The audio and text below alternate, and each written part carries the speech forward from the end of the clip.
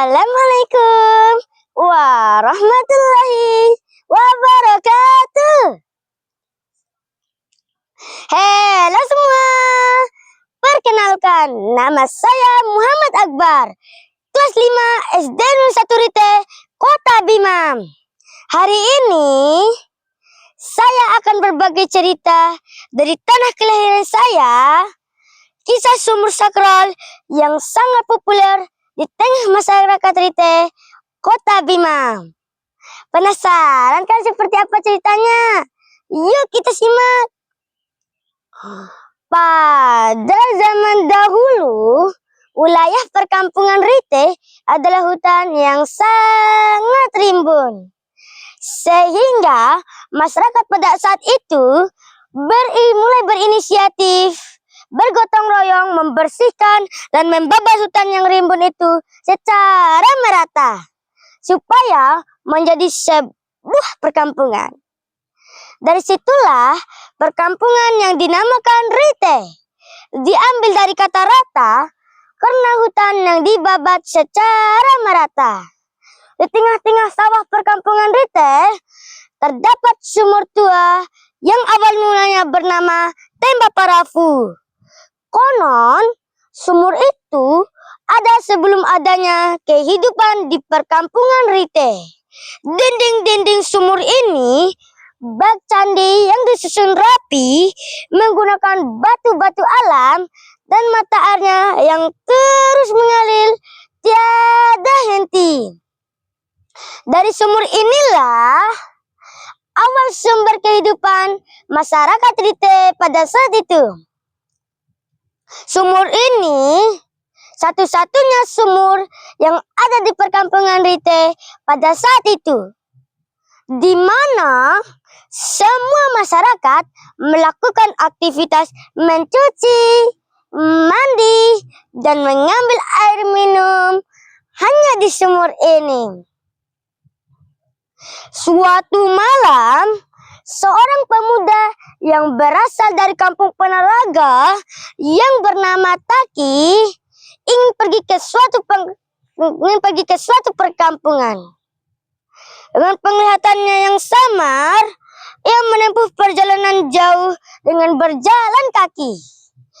Malam semakin larut dan sunyi. Hanya cahaya rembulan yang menerangi setiap langkah kakinya, ditemani suara jangkrik yang menyingkap kesunyian malam. Krik, krik, krik. Ia terus berjalan pelan melewati persawahan.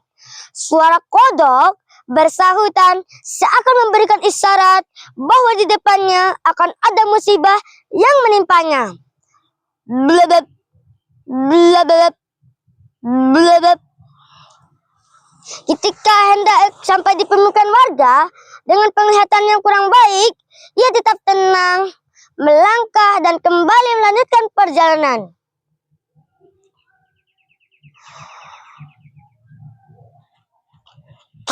Suara lompatan kecil Taki.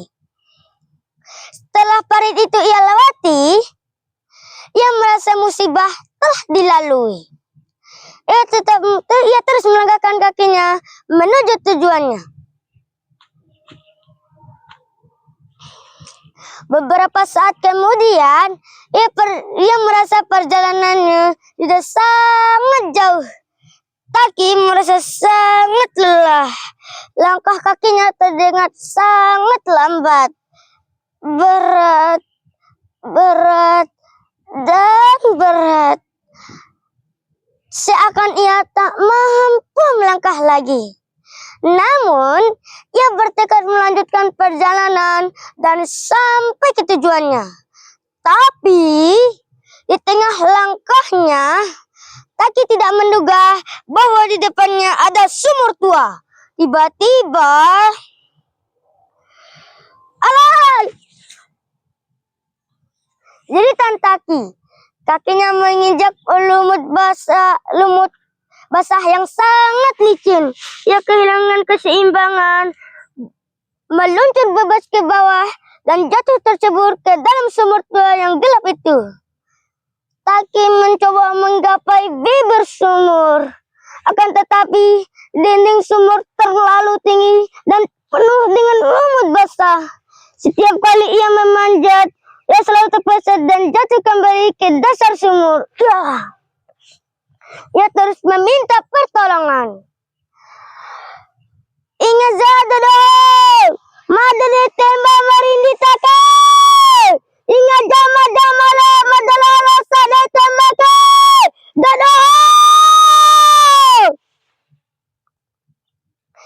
Jeritan Taki memecah kesunyian malam, akan tetapi tak seorang pun yang mendengar. Dengan rasa ketakutan sambil berlinang air mata, rumah sebuah madadi mademi dari tembakero. Batin Taki dengan penuh kesedihan. Mata air dalam sumur itu terus mengalir hingga menutupi ujung rambut Taki. Tenggelamlah Taki di dalam sumur itu.